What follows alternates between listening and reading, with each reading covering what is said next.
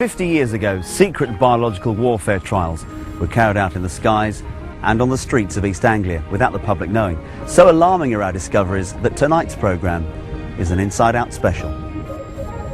Were 3 deaths from cancer in this woman's family the result of spraying cadmium from military aircraft? I really put it down to the cadmium being dropped and it was settled into the soil. It was top secret. It mustn't be told to the people what was happening. I think it does matter, you know, in terms of the health of people, that they know that this is being inflicted on them. We came to the conclusion that no one is likely to have suffered any harm from the amounts of zinc cadmium sulphide they might have encountered even in a worst case scenario.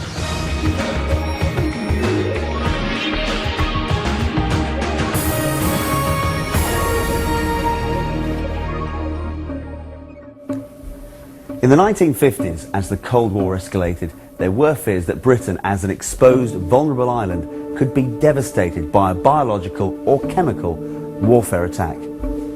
In readiness for possible war, people living in vast areas of Bedfordshire, Norfolk and the East Coast became guinea pigs in covert defence experiments.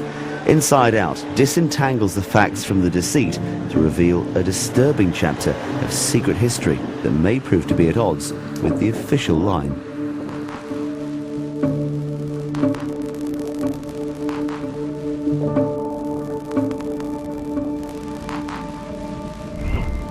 A chemical concoction comprising cadmium was used to mimic how a biological germ cloud would spread if Soviet Russia released one during an attack on us.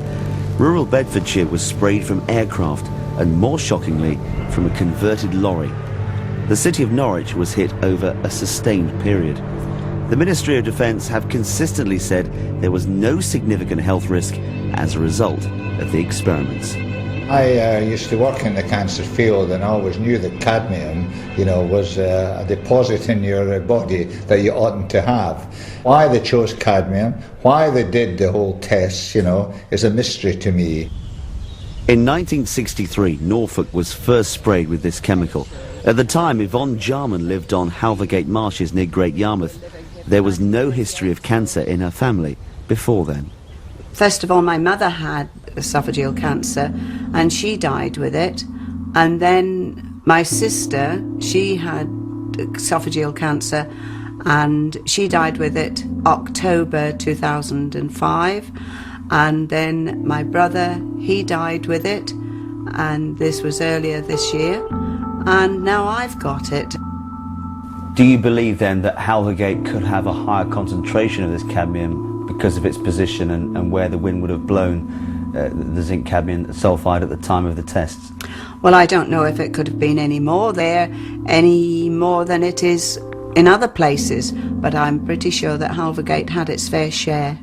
Inside Out has delved deeper into this story. Not only have we discovered that scant regard was paid to the safety of these experiments, but that there were highly questionable ethics involved. So how did it all come about? In the 1950s, the Russians were taking an aggressive stance, yet if war came again, it would be played under different rules. Chemical, biological and nuclear weapons were waiting in the wings.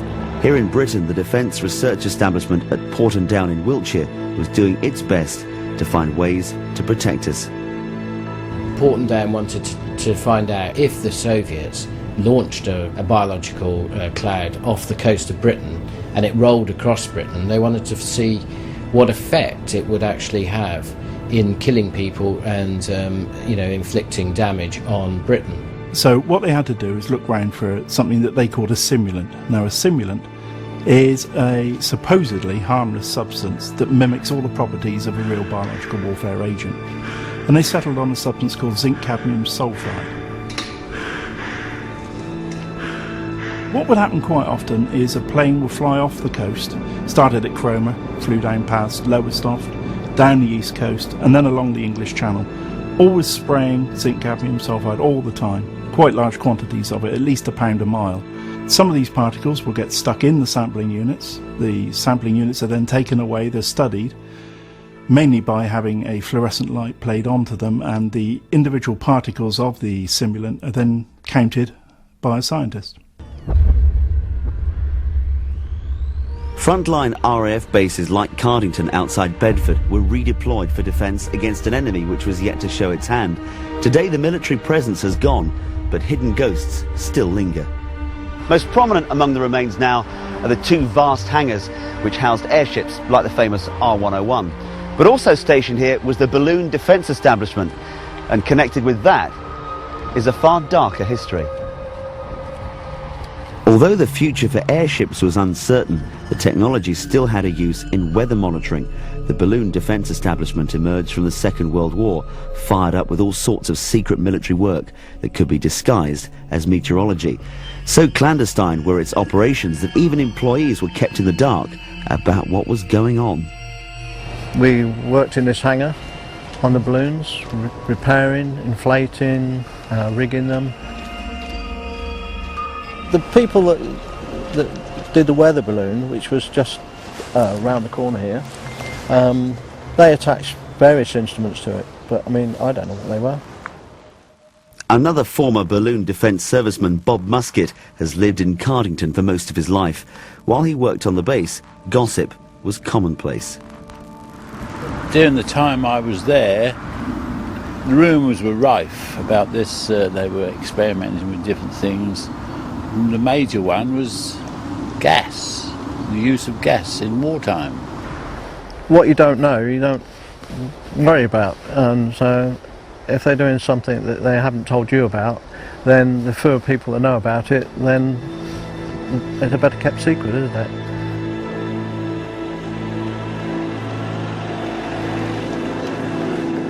At the time, Porton Down was a completely secret establishment. It was barely known about. So it was just a sort of reflex action at the time that everything they did was kept in complete secrecy. And their argument was that you couldn't tell the public what was going on, because if you told the public what was going on, then the Russians would find out. These open-air biological trials might never have come to light if it wasn't for people like Mike Kenner. Styled as an open government campaigner, Kenner has made full use of the Freedom of Information Act to obtain access to locked-away government files. He's unearthed some startling facts about what went on in East Anglia.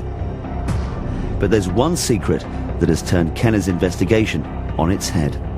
Recent document has come to light from Porton Down which shows that they didn't check this substance for toxicity prior to the spraying, or indeed even afterwards.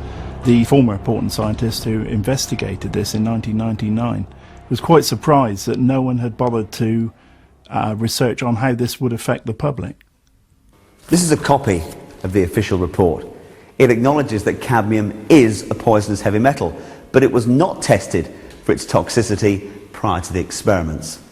Alarmingly, this was admitted to be a deficit. Normally, a substance used by Porton Down, especially in a public area, would be subjected to a toxicity test.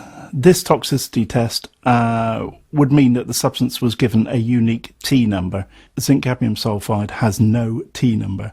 No one appears to have looked into the ramifications of breathing this substance in, especially in the size that they sprayed it in, between 1 and 5 microns, which obviously means that it gets deep into your lungs. Coming up, the lanes of Bedfordshire turned into an outside laboratory.